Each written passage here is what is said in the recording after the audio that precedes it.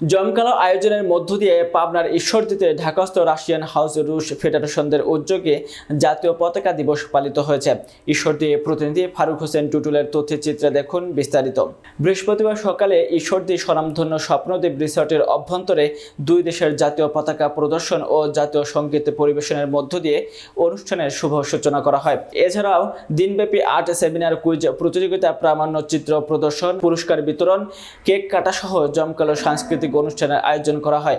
রাশিয়ার people's friendship ইউনিভার্সিটির alumni and friends অ্যাসোসিয়েশনের চেয়ারম্যান ইঞ্জিনিয়ার আলমগীর জলিলের সভাপতিত্বে অনুষ্ঠানে উপস্থিত ছিলেন পাবনা ৪ আসনের সাবেক সংসদ সদস্য সিরাজুল ইসলাম সর্দার, ল্যাবেট বিশ্ববিদ্যালয়ের অধ্যাপক এবং ন্যাশনাল ডিফেন্স কলেজের গবেষণা অধ্যাপক ডক্টর রমিত আজাদ, রাশিয়ান হাউসের পরিচালক পাভেল দভয়চেনকভ, ঢাকাস্থ রুশ দূতাবাসের সাবেক মন্ত্রী কাউন্সিলর আন্দ্রে স্টারকভ, রুবলিভা উইলেন, খায়রুল গ্রুপ অব লিমিটেডের পরিচালক আলহাজ খায়রুল ইসলাম সহ অন্যান্যরা।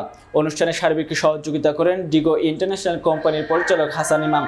স্থানীয় প্রায় অর্ধশত শিক্ষা প্রতিষ্ঠানের শিক্ষার্থীরা এ প্রতিযোগিতায় অংশগ্রহণ করেন।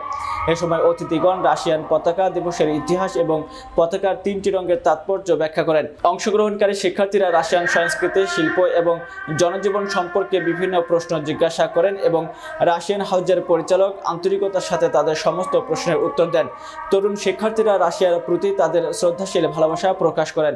অনুষ্ঠানে আমন্ত্রিত অতিথিরা বলেন, মুক্তিযুদ্ধকালীন সময় থেকে রাশিয়া বাংলাদেশের পরম বন্ধুত্বের পরিচয় দিয়েছে। সর্বশেষ বাংলাদেশের প্রথম রূপপুর পারমাণবিক বিদ্যুৎ কেন্দ্র তৈরির মধ্য দিয়ে সেই বন্ধুত্বপূর্ণ সম্পর্ক আরও দৃঢ় হয়।